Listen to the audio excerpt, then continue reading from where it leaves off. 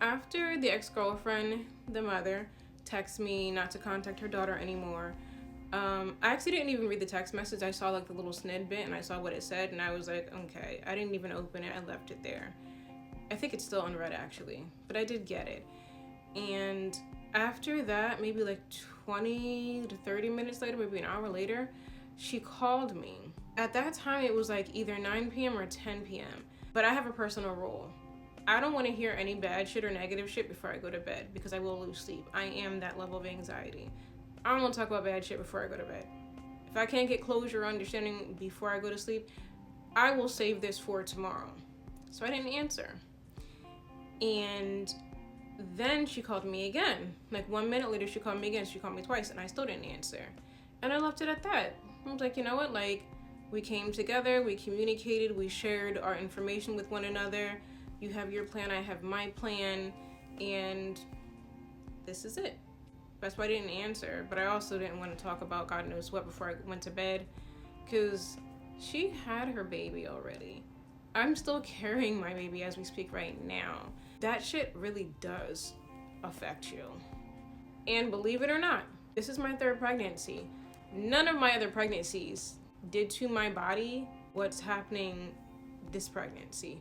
I'm pretty sure that these fucking Braxton Hicks, here comes a damn another one. I'm sure that these are related to me even having this conversation and talking about this because it gets my blood pressure up. Like, I laugh, I joke, I hee, I ha ha, but that shit really still makes me mad. It still really does bother me. It was quite a big pill to swallow. You know, naturally and inevitably, this shit was gonna suck no matter how you spin it. The very next day, which was a Saturday, that was the day, this is all the way back in July, that was the day that I got up, went to my public library, printed out the letter that I typed up on my laptop and sent to my email. I printed that out, got the mom's address. I also added the ultrasound photo, got the mom's address, which I found on reverse number search, also confirmed that it was the right address through the daughter, went to the post office, and I sent that letter out. When I came home about an hour later, I hear the mail come through the mail slot, and I told my oldest son, Jaden, to go downstairs and get the mail, and he's like, Mom, I need you to come here. And I'm like, for what? And he was like, the mailman wants to speak to you. And I was like, okay. I'm thinking it's a package because we order stuff all the time. It's probably for the baby. I go down there and he hands me this big ass envelope and asks me to sign for it. So I signed for it. And as I'm going back into my house and I flip it over, I see that it is from Asmodeus. What was inside of that envelope was not what I ever thought could. Didn't see this one coming either. So I open it up and it is a cease and desist letter from Asmodeus. He said in this cease and desist that it was brought to his attention that I was contacting his family, who are not mutual friends with me and him, and to cease contacting them immediately. They contacted me and told me, your business, honey. Sorry, it's true, but they contacted me. They contacted me, dumbass. So I'm assuming that when shit hit the fan and they confronted him, they didn't tell him certain details. Otherwise, he wouldn't even put that shit in there because that didn't make no damn sense. He went on to say that it's been brought to his attention that I have stolen or used or taken unconsented photos of his children. I know what he was talking about. I'm pretty sure that when they confronted him, they let him know, we even have photos that she sent to us that you sent to her.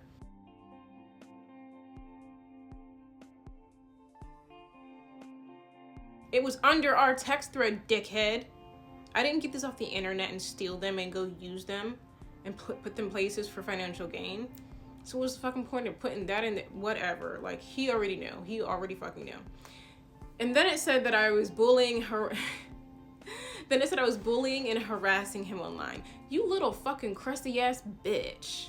You got some fucking nerve. You can't handle me? You can't handle this? This is nothing. You fucking did all this shit. I'm just talking about it. If you can't handle this shit, then put your dick in your pants and go sit the fuck down and shut the fuck up. First of all, I never put your name online. Your address. Honey, I have your license plate photo, a video of your car, your passport photo, your birth certificate, and your driver's license photo. If I wanted to put some shit online, I have all means to do just that. But I didn't. Your name was never even exposed. So it's not bullying and harassing. And then he put down the list of all my platforms that this series is on. I would show you guys the cease and desist, but I set it on fire to make a teaser.